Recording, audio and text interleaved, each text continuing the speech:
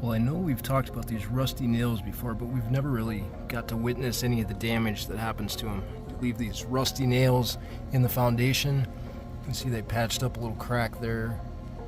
That big long line, it's likely following the rebar that's inside this wall. You can see all the pitting on this stem wall as well. But I'm more concerned about this crack. No, it's not right on the ground here, but it does indicate movement of the structure or expansion of that rebar inside the stem wall there. I am more concerned about that crack because we're right at grade there. So all the water that builds up is going to go right in that crack and make this whole damn thing worse. So they left nothing on the property except this wood, that hose, and this ladder. I wonder why they left the ladder right here. Almost always they're trying to hide something. So you're looking at a PVC line for the HVAC system. That's the primary. The secondary is way up on top. It's likely leaked inside the wall there. Feels a little bit loose. Doesn't feel like it's disconnected at all, but look at that damage. That's definitely telling us that we've had water in that wall before, so we likely want somebody to get in there and make sure that it's not leaking anymore. We got the HVAC system running now, but no condensation coming out here. We're looking at some more damage to the stem wall here, some more cracking, horizontal cracking. This is likely where they got the metal ties, so if you didn't patch those up correctly, those metal form ties or whatever you want to call them, they rust out, and that's what's pushing all the foundation concrete out right now, right here at the stem wall. It's not good. It's not good at all. All the water can get back in there. We're in here. Now that we've got these cracks, you can have water entry and all that. Expansion joints down here, you can have water entry down here, cause problems with the slab. So you got to seal this stuff up. This is typical home ownership. So we're moving from the backyard, working our way around the house. Here we've got another nail sitting down there, ready to rust. The only reason it's not rusting yet is it's high enough off the ground that water can't really get to it. Foundation wall looks good over here. We've got a lot of distance down to the grade. Moving on over here, stem wall still looking good, We've definitely got some issues going on here with the front slab where the grading is not correct. We can actually get a whole bunch of water down in there. This is a drainage plane in between the two properties here. So all the water from the backyard, now the neighbor's got a little drain there and the ground is good. So hopefully that'll pick it up, but any other moisture, we're worried about it going under there. Causes some issues with the slab. Some settlement, some movement. There's definitely been some patching here. You can see the paint peeling in a couple sections. And then you can tell that they likely did a cold pour on this front patio, the front step. Doesn't look great. You should seal that up. Just keep the moisture away from it. A lot of this is happening over here because of some leak in the past that happened at the main water valve. I can go in the garage and show you because I can't show you any of the damage here because we're blocked by all these bushes. I can't even see the foundation wall right there, but in the garage. So this is right behind the bushes right here. So everything is getting saturated with water, likely from irrigation, over watering those bushes in that area. But they try to seal everything up with this foam. Foam is not waterproof. This is not an acceptable way to patch it. Not only did you miss most of the problem, but you didn't fix it on the side that's causing the problem. This side isn't causing the problem, it's the other side. It's crazy. They used foam all the way around the garage here, which I like getting it down in the expansion joints to keep bugs and everything out of there, but if they're trying to fix any water issues they're having at the property, it's not doing anything. Stuck some foam in there too. That foam will get eaten out by bugs over time. So I like to use self-leveling caulking in these joints. You squirt it down in there and then it self-levels, leaves a nice smooth surface that you can clean off, and it's impenetrable by water. This stuff, not so much. Fart fans, gotta blow it out and suck it right back in. Just think about how close that is. All the AC is just getting sucked right out the roof. Probably not the best location for that HVAC vent. Uh-oh. I'm tripping out. So check out this attic access. Look at this return duct. Look at where they put it.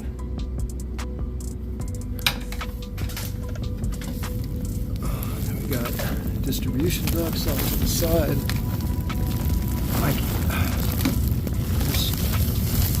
There's no way an HVAC technician can get in here and service this thing. I can barely even see the flue because of all the ductwork in here.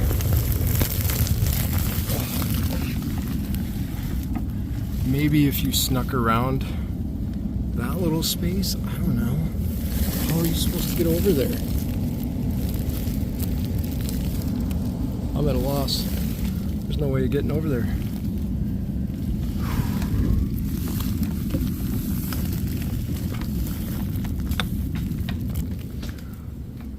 I don't know how you're gonna service that furnace up there without removing this duct every time.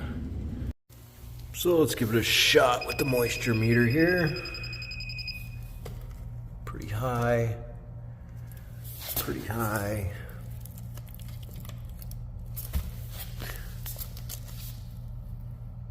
Nothing there.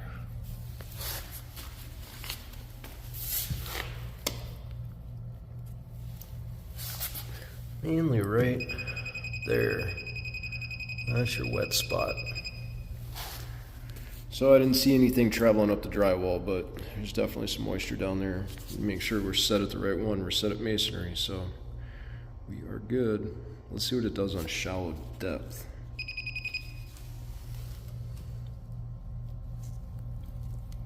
Pretty much the same. Yeah. Moisture issues. Is it coming from outside by the plants? Is it coming from these fittings here by the water softener? Or is it coming from the main irrigation valve? I don't know. So I can even take my moisture meter here, in the middle of the garage floor. We're checking to see what kind of moisture is underneath the slab. So we've got about 10 right there. Bring it over to this area where we were getting the most moisture. And it's roughly the same. If we push it down a little bit, we get a little bit more, 15 or so. It's nothing crazy, but it's definitely different than the middle of the slab floor.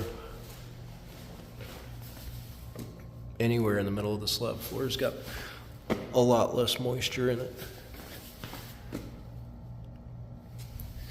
Along this wall, we've got a little bit more cracking, so I expect a little bit more moisture in certain areas. Definitely more moisture around the perimeter than in the middle of the slab, but definitely an issue. So out here where we're getting that cracking on the stem wall, not getting a whole lot of moisture out in this area, but if I put the moisture detector down here, we've got high levels of moisture in there underneath the slab. It's hard to say, there's no grass in the backyard, so I don't know where the moisture would be coming from. Alright, let's see what kind of moisture we got right here. I don't see anything coming up, nothing. But I also am still not feeling any condensation coming out of here. Huh. That air return is a little bit loud. I'm going to climb up there and kind of show you why.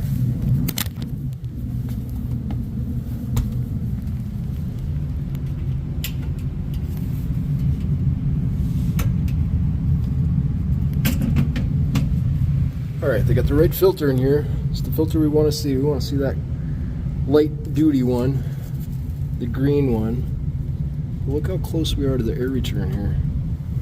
That filter is basically covering up the air return hole. So you're not getting air from this whole perimeter. You're just getting air from the circle. Usually these air returns are a lot deeper to allow the air to come in here and figure itself out before it goes up the register. That air return is just way too close to the filter here. What's the point of having this big square box if you're not going to utilize it, right? But you saw what it's like up in the attic. You can understand why they mounted it like this. I just don't think it's the best way. I feel like my phone's going to get sucked up in there. Got a lot of pressure on this system. You can see that filter snap back into place. That's a lot of suction here. That thin filter, it's still got a lot of static pressure. And it's dirty. You gotta clean this stuff off. Nobody wants to buy a house that looks like that. Come on, breathe in that. Running a quick shower pan test here. Make sure nothing's leaking. It's always good to check back side of the wall. We're gonna let this thing sit for a while. Wait until the client shows up. When the client shows up, we'll come up here and take a look at it again with a thermal camera and just verify that nothing's leaking. And if not, we'll drain it. But it's good to check this. Why? Because we're up on a second floor. The kitchen's right below us, so we don't want any damage going down into the kitchen. Get a couple inches of water in here. Just enough to about cover your hand so it gets up over that grout joint. Let's see what happens. So this house was built before we used jumper ducts, or ducts that help equalize the pressure on the other side of bedroom doors. So it helps prevent stuff like this, doors automatically closing, because we've got the AC on and it's pressurizing this room and the air is trying to push out.